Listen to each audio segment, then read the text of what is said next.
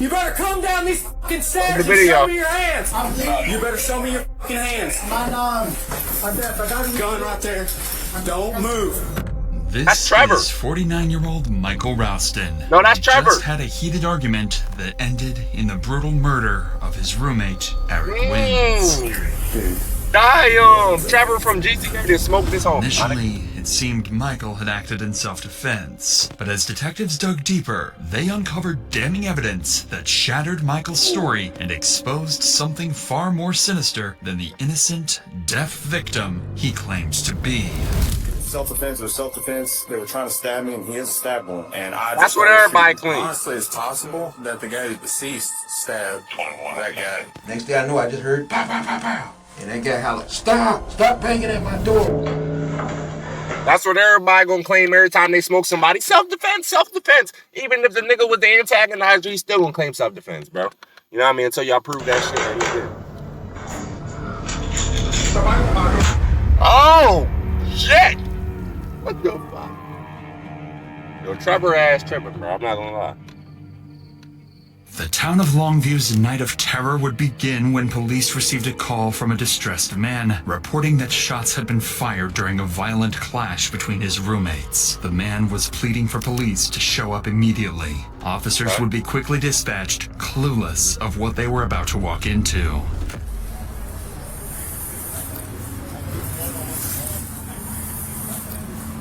Okay. But these are your roommates, and they've argued. So you telling me you couldn't go in there and stop it? You that weak, you can't take these two niggas and separate them like these? Hey, this. Walk out. Lay down. Lay down right here. Come out. Lay down. Lay down. Lay down. Lay down. Hey, Longview Police. Longview Police. Hey, I got it. Longview Police. Hey, you're good. What happened? What is this? Don't open that door. Your brother's been shot. Stop.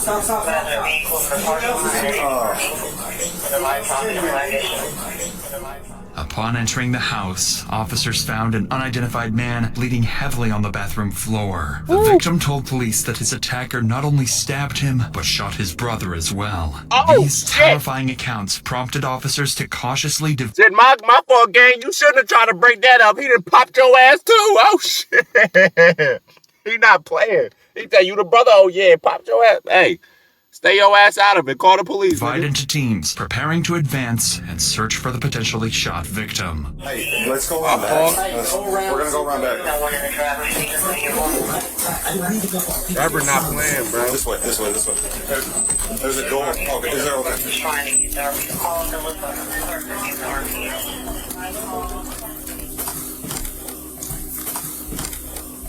There's an upstairs, bro. Let's make entry. Hey, buddy, you're good. Press on your head. When officers entered through the back door, they found a man dead at the bottom of the stairs, just a room away from the other injured victim. This put police on extreme edge as they prepared to move upstairs. Yeah. Who's up there? Longview Police. Be prepared. Add the blick out. Where's he at? Hey, Mike, you better come down these fucking stairs and show me your hands. Hold it. Push up. Yeah, let's go. You got room to the left. Push. Solomon, push left. Alright, gang. You better show me your hands. Show me your hands. Hold that. Don't you move. Gun right there. Don't move. This is 51-year-old Michael Ralston, another resident of the building, and the supposed attacker. Don't move. Don't move, buddy. Don't move. You got me up. Yeah. Come over here. Oh, no. Hold this. Yeah, I got the gun right here. You have any other guns? You have any other weapons on you? No, sir. The guy down there attacked me. Okay. I banged on the door. I opened the door. and he made some threats. I'm all right. Check. Did you check everything? You got locked door? Okay. Two guys tried to beat me up, and I got my gun and shot him and stuff. Okay. You did that? Relax. I'm beating through. Where's he bleeding at? They did that to Michael you. appeared disoriented and in shock, claiming his Why two they did roommates that? had attacked him. He had a clear injury on his arm and looked genuinely panicked, so the officers thought his story might be true. Back downstairs, officers spoke with the wounded master victim, manipulator. Jonathan, who was still alive, but struggling. As he was prepared for transport to the hospital, Jonathan reaffirmed that it was Michael who had attacked him with a knife and claimed that Michael also shot his brother, Eric Wins. This was confusing for the Hey, my nigga, I'm not gonna lie. If you gonna claim this self-defense and you gonna try to, you know what I mean, make this whole story believable, because I see you didn't leave the scene. You didn't run, you didn't try to escape, so you want the police to really believe that it was self-defense. My nigga, you gotta smoke all the witnesses, my nigga. You can't leave one of the witnesses that literally saw you do the shit there. You get what I'm saying? Because he knows shit too. My nigga, you can't leave no witnesses alive. Come on, you done messed up step number one, gang. You cooked. That's if it wasn't self-defense. officers, as Michael claimed he acted in self-defense and that Jonathan had attacked first. Both men were pointing fingers at each other. But one thing was clear. Someone was lying. So I'm saying, if you would have smoked Jonathan too, nigga, the only finger that could point is you. You know what I'm saying? He can't point none. Because, you know, he It was gone. up to the detectives to figure out who. It's kind of hard to gather information because one witness came out covered in blood, wearing underwear. He got detained. Turned out to be a witness. He's mentally challenged. When I got here, EMS was dragging one guy out who'd been stabbed repeatedly out there. That's the guy at the hospital. Yeah, which they. So. Try to put a chest tube in there. Oh, really? The other guy's just flat deceased. He's back there. Oh, we already do have one like that? Yeah, he's. I wasn't sure. I thought maybe we had these two. No, he's deceased. He got shot in the head. How you? So he's gone. Shit. We know who the actor is? Yeah, the guy at the hospital that Potter's with. The deaf guy. What's that? The deaf guy that Potter's with in the hospital. He got a severe laceration on his arm. To make sense of the situation, officers needed to establish the circumstances surrounding the shooting and what led up to it. But with Jonathan in critical condition, he was in no state to be interviewed yet. So for now, detectives decided to sit with Michael for a formal interview, hoping his statement could establish a clear timeline of events and shed light on what had really happened. Here's what he told detectives. What? According to Michael, he was about to go to bed when Eric suddenly started yelling and banging on his door, aggressively trying to pick a fight. Michael stated he had no idea why Eric wanted to fight. Then suddenly, Eric kicked in Michael's door, swinging it wide open. Oh, Quickly, shit. Jonathan, Eric's brother, rushed in to attack Michael. They struggled, but Michael was able to pick up his gun and go to reload it. However, Jonathan managed to kick Michael's gun away before any bullets were fired. That, he said, was why he pulled out a knife from his pocket and began stabbing. Ooh. Throughout his account, he would repeatedly insist, "I was scared for my life. What I did was self-defense." Michael's claims and the lack of evidence to disprove them made the case more challenging for investigators. Additionally, both Eric and Jonathan had criminal histories, with a known history of resolving their conflicts through violence. This Okay, so your story is adding up a little bit, because now we knowing that these niggas are crazy, you feel me? He might have had a drunk night, you know what I'm saying? His bitch cheated on him. He mad. He like, I gotta take it out on my roommate. I gotta give him these hands, my nigga. He might have just lost in 2K. His teammate sold him, you know what I'm saying?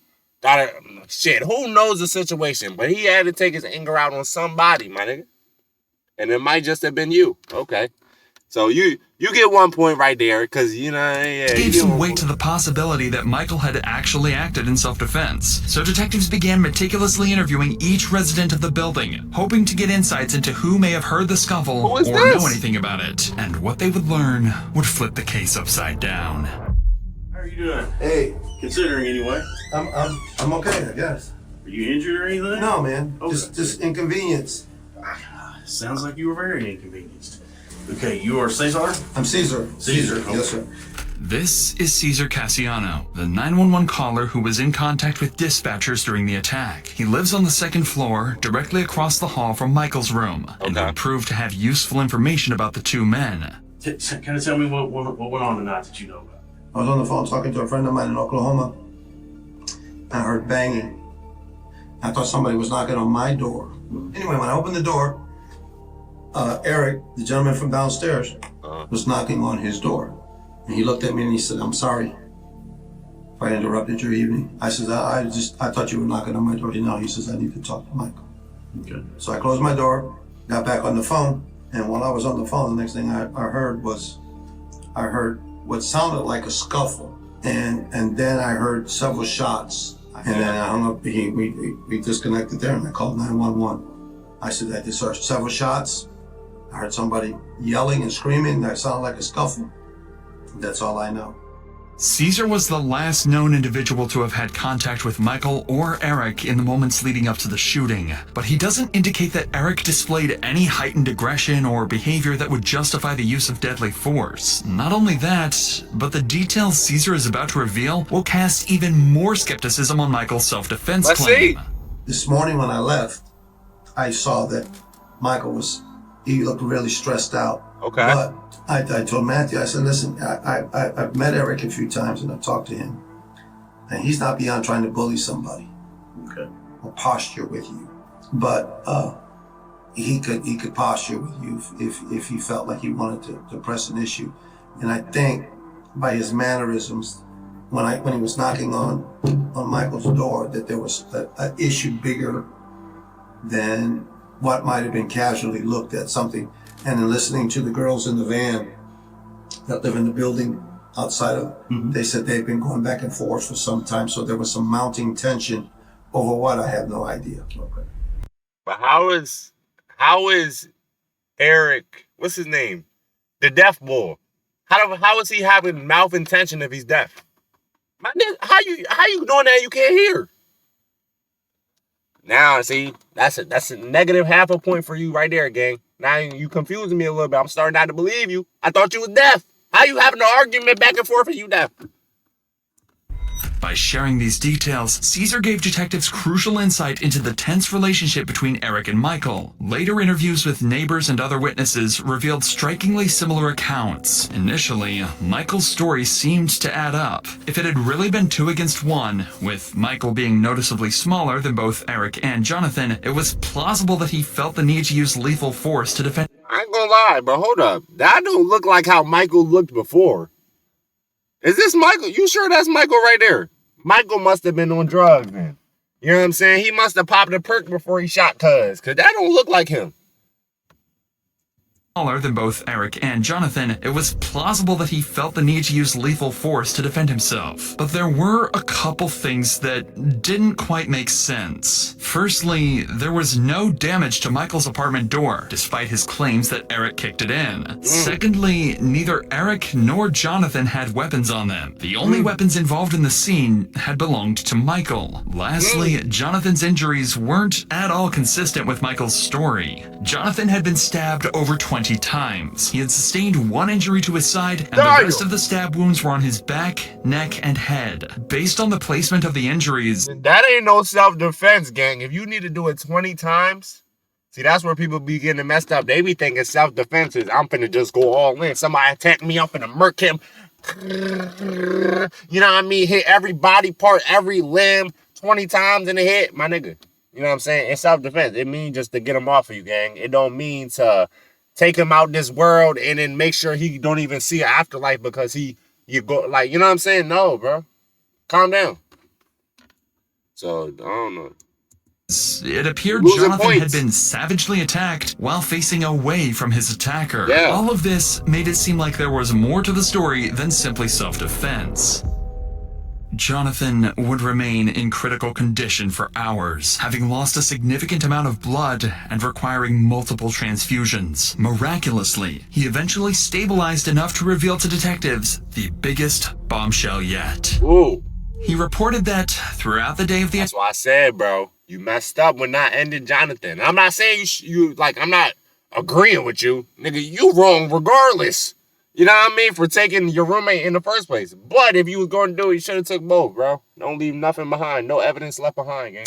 attack, he had started receiving Facebook messages from Michael. Jonathan was confused by the messages, as he had only just moved into the property and had never spoken or interacted with Michael directly. He stated the messages were threatening in nature and that the messages he was receiving got more unhinged as the day went on. In his last message, he said that Michael referred to him and Eric as cockroaches that needed to be exterminated. These messages demonstrated how Michael viewed Eric and Jonathan's lives as expendable. Remember that Caesar had mentioned Michael's strange behavior that morning? He was agitated and frustrated. Michael also claimed he was about to go to bed when Eric kicked in his door. However, going to bed with a loaded gun, an extra clip, and a pocket knife at the ready is more indicative of someone preparing to exterminate a problem rather than simply going to sleep. Nigga, what the fuck? That's not going to bed, nigga. What the... Michael's story was already seeming to crumble. See how, look how wide his eyes are, rather than simply going...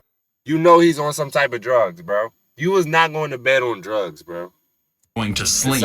Michael's story was already seeming to crumble, and when police found their most disturbing lead yet, a clear picture would be painted of the gruesome night. He got on jeans too? Why the hell you going to bed in jeans? Next to Eric's body, police had discovered his iPhone. And as it turns out, Eric had recorded the entire attack. This changed everything. It was now clear this wasn't self-defense. This had been done in pure rage. You're cooked.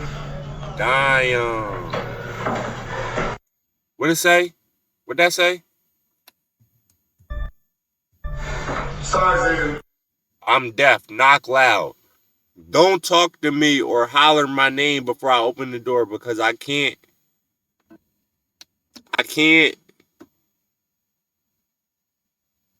My nigga, did you graduate, bro? What word is that, gang? You know what I'm saying? What, bro, y'all, I don't know. Wait till I open the door before you open your mouth. Damn, nigga. Oh, shit. You're the shit. Who the fuck he think he is?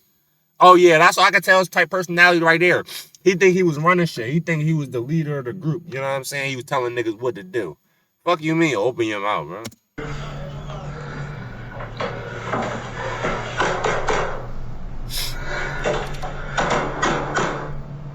You keep sending me messages. I'm trying to answer you. I know you're deaf. So I'm trying to knock, but you can hear me? Quit sending me text messages about stupid shit. Yeah.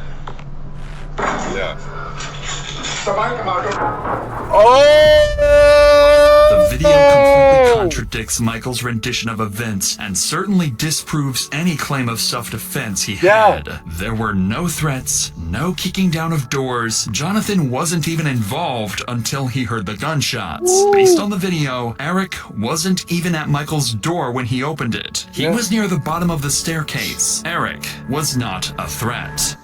My nigga came out just strapped up. My nigga must have been in that bed listening to YNW Melly before, you feel me? I don't even know how the deaf nigga was listening to it, but he somehow was listening to that joint, you feel me? Got him in that mode like these, you know what I'm saying? Bro came out with murder on his mind, you know what I mean? He came out with a strap in hand. Damn.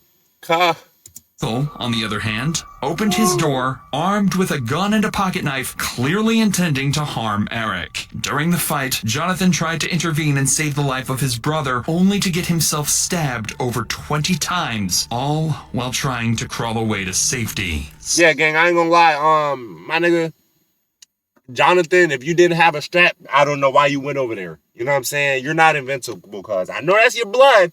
Don't get it wrong. I know that's your brother. You know what I mean? You want to save him, my nigga, but sometimes you gotta look the other way. You know what I'm saying? Shit, sometimes you gotta mind your business, gang. That nigga, Michael. Oh, well, damn. So this is not Trevor. This is Michael.